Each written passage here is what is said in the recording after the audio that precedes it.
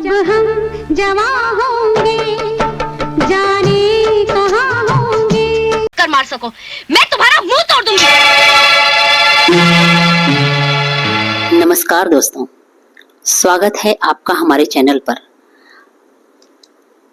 आज हम बॉलीवुड की ऐसी धाकड़ अभिनेत्री के जीवन के सफर पर निकलेंगे जिन्होंने अपनी बेबाकी, खूबसूरती और दमदार अभिनय से दशकों तक दर्शकों के दिलों पर राज किया है।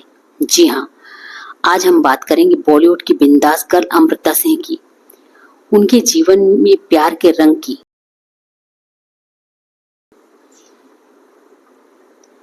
अमृता के जीवन में प्यार के रंग भी हैं, तकरार के बादल भी हैं, सफलता की ऊंचाइयां भी हैं और अकेलेपन की गहराइयां भी। तो चलिए आज जानते हैं बिना किसी देरी के अमृता सिंह के अनसुने पहलुओं की गहराई में उतरते हैं।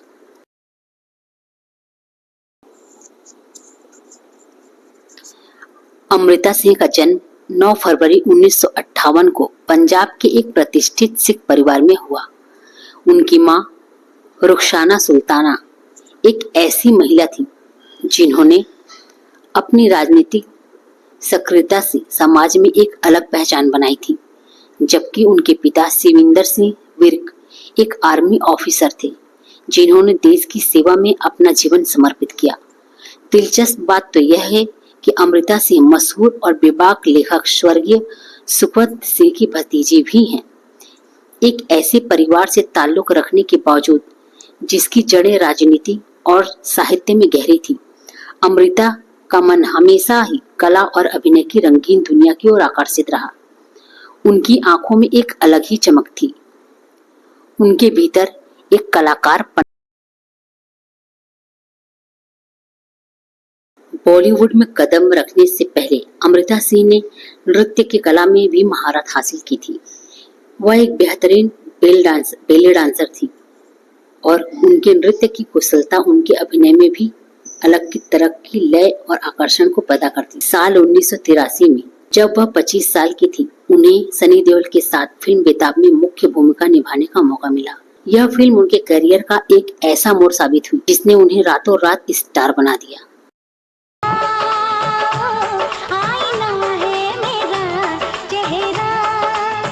बेताब बॉक्स ऑफिस पर एक बड़ी हिट फिल्म साबित हुई और अमृता सिंह की ताजगी, उनकी स्वाभाविक सुंदरता और उनके सहज अभिनय ने दर्शकों को दीवाना बना दिया। इस फिल्म ने न सिर्फ अमृता को एक सफल अभिनेत्री के रूप में स्थापित किया, बल्कि उन्हें युवा दिलों की धड़कन भी बना दिया।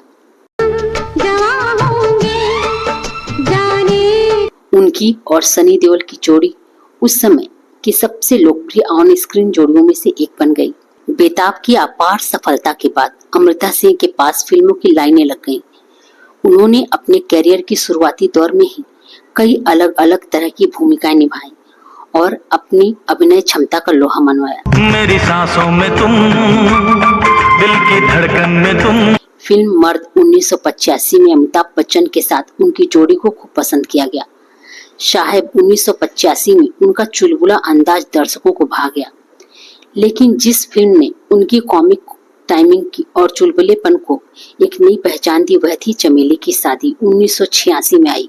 इसके बाद उन्होंने नाम 1986 जैसी गंभीर और भावनात्मक फिल्म में भी अपनी छाप छोड़ी, जिसमें संजय दत्त के साथ उनकी शादी के बाद अमृता ने अपने फिल्मी करियर को धीरे धीरे कम कर दिया और अपने परिवार पर ध्यान केंद्रित शुरू कर दिया। 1995 में उनकी पहली संतान बेटी सारा अली का जन्म हुआ और 2001 में बेटे इब्राहिम खान का जन्म हुआ। अमृता ने अपने बच्चों की परवरिश में कभी वैसे तो बॉलीवुड और गॉसिप का अटूट रिश्ता रहा है। अपने फिल्मी करियर में के शुरुआती दिनों में ही अमृता का नाम भी कुछ अभिनेताओं के साथ जोड़ा गया। सनी देओल के साथ उनकी ऑन स्क्रीन केमिस्ट्री इतनी शानदार थी कि अफवाहों का बाजार गर्म हो गया, लेकिन दोनों ने हमेशा इन खबरों को निराधार बताया और अपने रिश्ते को सिर्फ एक पेशेवर दोस्ती तक ही सीमित रखा। इसके बाद उनका नाम दिग्गज अभिनेता विनोद खन्ना के साथ भी जुड़ा। कहा जाता है कि फिल्म इंसाफ 1987 की शूटिंग के दौरान दोनों के बीच की नजदीकियां बढ़ी थी। विनोद खन्ना उस समय तलाकशुदा थे और अमृता से काफी बड़े भी थे, जिसकी वजह से यह रिश्ता काफी चर्चा में रहा। लेकिन यह भी जल्द ही खत्म हो गया। कुछ गॉसिप कॉलम में यह भी लिखा गया है कि अमृता सिंह का झुकाव उस समय के उभरते हुए स्टार संजय दत्त की ओर था। इन बातों में कितनी सच्चाई थी, यह कभी सामने नहीं आ पाई। अमृता अपने निजी जीवन को लेकर काफी गोपनीयता बरतती थी और उन्होंने कभी भी सार्वजनिक रूप से अपने प्रेम संबंधों को स्वीकार नहीं किया। पर्वतों से आज मैं टकरा गया। अमृता सिंह और सैफ अली खान की प्रेम कहानी भी बॉलीवुड की सबसे चर्चित और अप्रत्याशित कहानियों में एक है।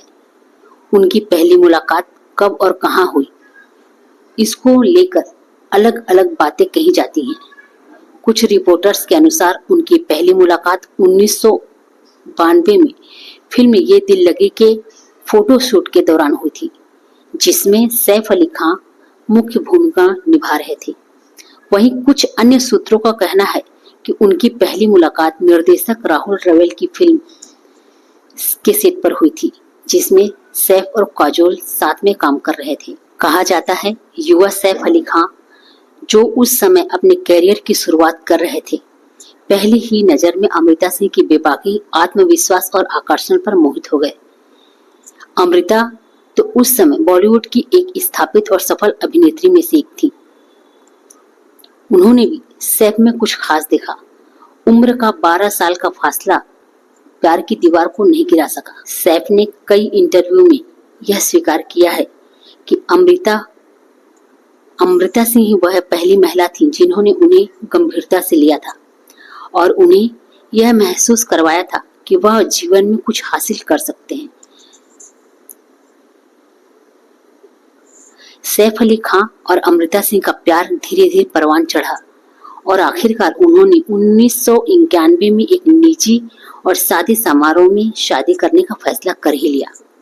यह शादी कई मायनों में अप्रत्याशित रही, क्योंकि अमृता उस समय अपने करियर की शिखर पर थी, जबकि सैफ अभी पहचान बनाने के लिए संघर्ष ही कर रहे थे। इसके अलावा दोनों अलग अलग धार्मिक पृष्ठभूमि के थे। अमृता सिख थी और सैफ मुस्लिम। शादी के बाद अमृता ने अपने फिल्मी करियर को धीरे धीरे कम कर दिया, परिवार पर ध्यान केंद्रित शुरू कर दिया। 1995 में उनकी पहली संतान बेटी सारा अली का जन्म हुआ और 2001 में बेटे इब्राहिम खान का जन्म हुआ। अमृता ने अपने बच्चों की परवरिश में कभी कोई कसर नहीं छोड़ी और उन्हें एक प्यार भरा और सुरक्षित माहौल देने के लिए अपना कैरियर तक सीमित कर रखा। वह एक समर्पित माँ थी जिन्होंने अपने बच्चों को ही अपनी दुनिया बना लिया था। सैफ अली खान और अमृता सिंह की शादी की शुरुआत में तो बहुत खुशनुमा रही, लेकिन समय के साथ साथ उनके रिश्ते में खटास आने लगी। इसकी कई वजह थी। एक तो यह कि अमृता, जो शादी के पहले एक सफल और आत्मनिर्भर अभिनेत्री रही, उन्होंने अपने करियर को पीछे छोड़ दिया था और घर परिवार की जिम्मेदारियों में बंध गई थी। दूसरी ओर सैफ अली खान का करियर धीरे धीरे उड़ान भर रहा था और उनकी व्यस्तता बढ़ने लगी थी। कहा जाता है कि दोनों के स्वभाव में भी काफी अंतर आ गया था। अमृता जहां थोड़ी रूढ़िवादी और अपने मूल्यों पर अडिग रहने वाली थी, वहीं सैफ का दृष्टिकोण अधिक आधुनिक और पश्चिमी था। इन मतभेदों के कारण उनके बीच अक्सर अनबन हुआ करती थी। इसके अलावा कुछ मीडिया रिपोर्टर्स ने तो यह भी दावा किया गया कि सैफ का किसी और महिला के साथ नजदीकी बढ़ाना भी इस रिश्ते में दरार का कारण बना।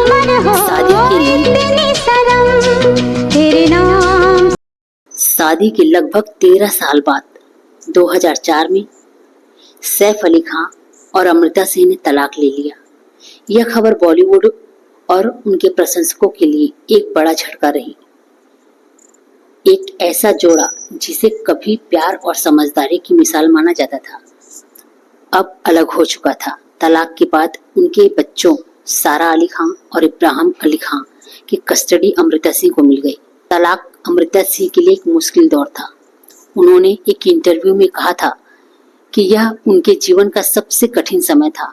एक सफल करियर छोड़ने के बाद अपने पति से अलग होना और अकेले ही 2 बच्चों की परवरिश करना उनके लिए एक बड़ी चुनौती थी। चाहे जो सुलूक करे, मुझे मंजूर पे। लेकिन अमृता ने हार कभी नहीं मानी। उन्होंने अपनी हिम्मत और हौसले से इस मुश्किल दौर का सामना किया।